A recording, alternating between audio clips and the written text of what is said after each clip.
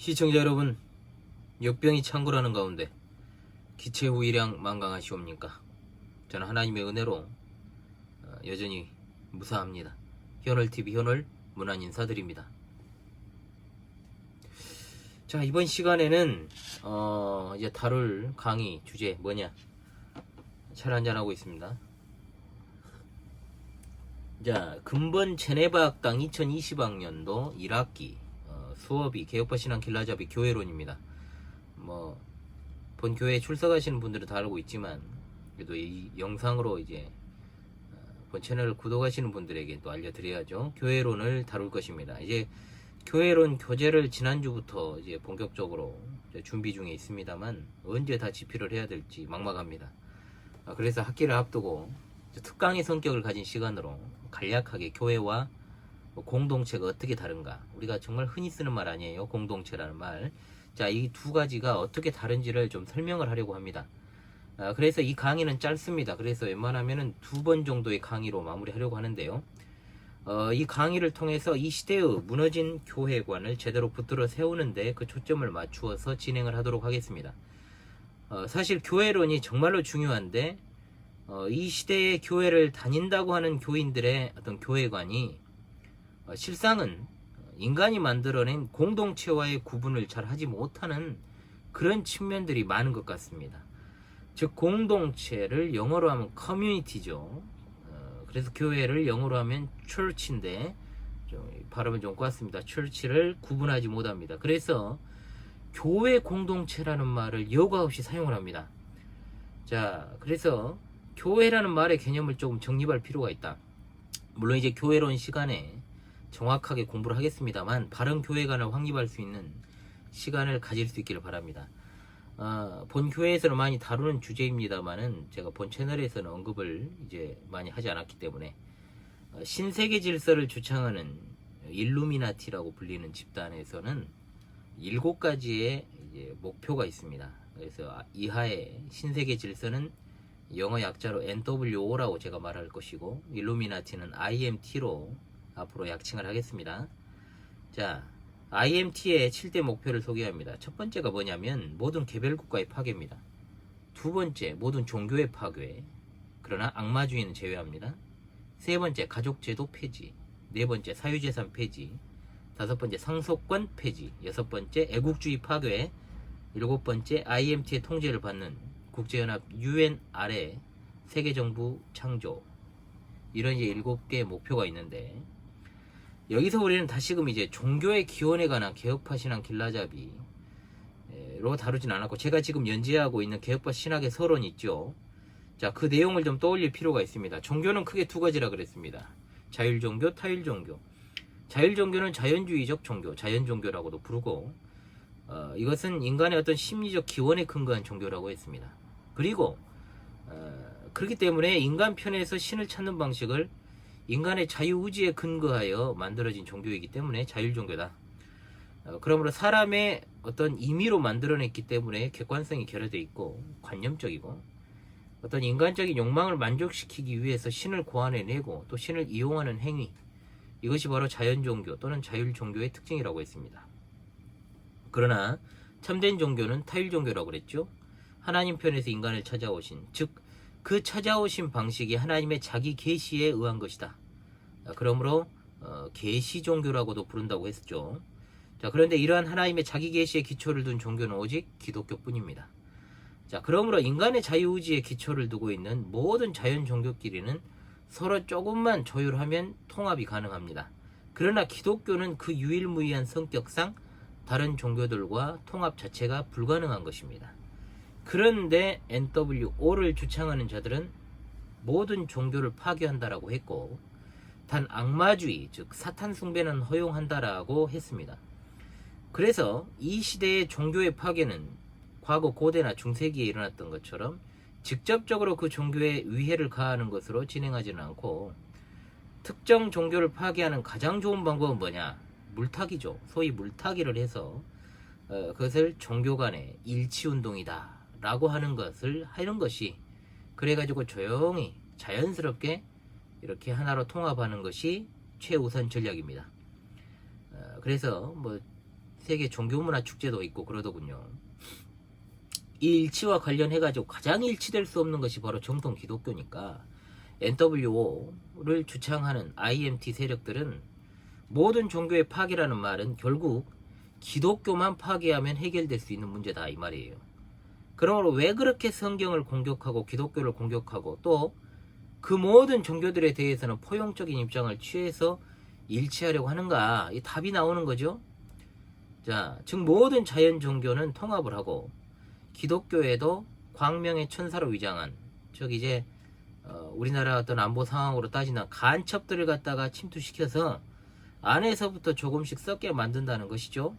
그래도 흔들리지 않는다? 그러면 어떻게 합니까? 참된 기독교에 대해서는 이제 최종적으로는 물리적인 압박과 어떤 박해의 수단을 동원해가지고 탄압을 하게 될 것입니다. 자, 그러므로 IMT 세력들은 정통교회를 파괴하기 위한 수단 방법을 가리지 않습니다. 아주 교활하게 기독교 가면을 쓰고 신학자 목사로 마귀가 밤중에 가만히 뿌리고 간 가라지로 활동하면서 교묘하게 공격하는데 먼저는 뭘 하느냐? 교회의 본질을 흐트려 버립니다. 그러면 교회의 본질은 성경에 있죠. 신구약 성경을 비편적으로 접근해서 성경 이른바 비평주의라는 입장으로 이렇게 왜곡을 하거나 또는 성경을 신화나 전설 또 인간의 문학 작품 등으로 이제 몰아가는 방식을 자유주의를 통해서 이제 실행을 했죠. 신복음주의, 신정통주의도 같은 맥락입니다. 그러므로 신학자와 목사뿐만 아니라 교회에 속한 성도는 반드시 교회가 뭔지를 제대로 인식하고 살아가야 된다는 것이죠. 저 어릴 때만 하더라도 교회를 공동체라고 부른 사람이 없었습니다. 그리고 그런 말을 잘 쓰는 사람도 보기 어려웠죠. 보통 우리가 공동체라고 하면 지역 공동체 또는 마을 공동체 어떤 같은 목적을 가진 학교나 조직을 공동체라고 표현합니다. 따라서 공동체라는 말 자체는 나쁜 말이 아니죠. 자, 사전적 의미로는 생활이나 행동과 목적을 같이 하는 집단을 지칭하는 표현. 자, 그런데 이상하게 최근 들어 교회를 공동체라 부르는 사람들이 부쩍 많아졌습니다. 자, 신학 서적이나 어떤 주석에도 공동체라는 말이 매우 빈번하게 등장을 해요. 그러다 보니까 저도 그런 책들을 보고 또 그런 영향을 알게 모르게 받아서 혹시 공동체라는 말을 쓸까봐 설교할 때는 철저하게 원고에 입각한 설교를 하니까 그 용어를 제가 사용하진 않습니다만 가끔씩 저도 모르게 기도할 때나 말을 할 때 신앙공동체라는 말을 쓰기도 했었습니다. 물론 지금 쓰지 않습니다.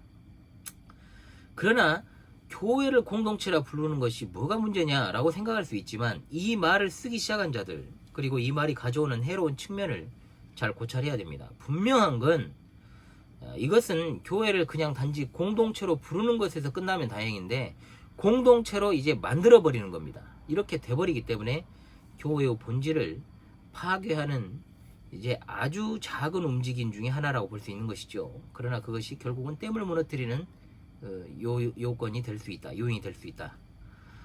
교회와 공동체가 어떻게 다를까요? 우리가 정확하게 이 시간에 정리를 하겠습니다. 자, 교회를 신앙 공동체라고 하면은 아까 사전적 의미를 이제 가지고 설명을 하자면 신앙을 목적으로 하는 사람들의 집단이 되겠죠.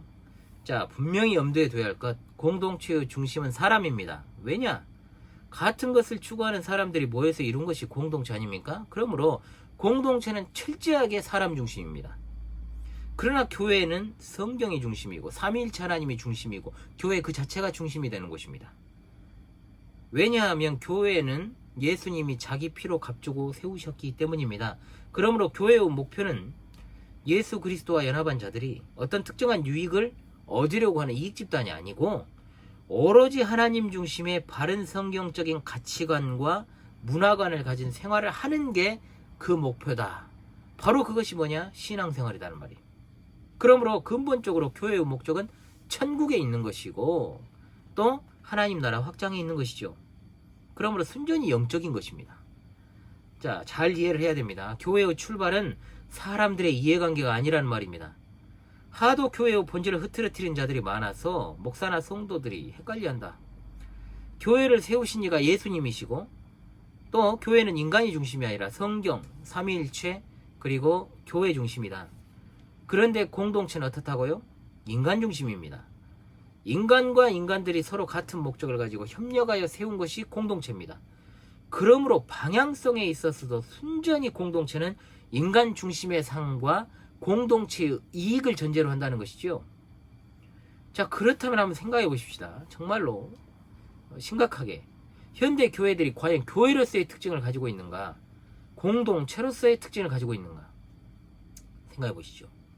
마케팅화된 교회, 교회 홍보에 열을 올리는 어떤 전도 방법들, 가령 전도를 할 때 우리 교회는 특별한 것이 있는 것처럼 우리 교회 목사님은 다르다. 새벽에도 버스를 운영하고 소위 쌍끌이 처인 방식의 교회 운영, 싹을 타버리죠. 찾아가는 서비스, 무료 버스 운행, 그것과 달라 보이지 않습니다. 교회의 본질보다는 목사의 철학이 반영되는 교회 분위기, 목사라기보다는 사실 최고 경영자, 어떤 CEO에 가까운 모습이죠.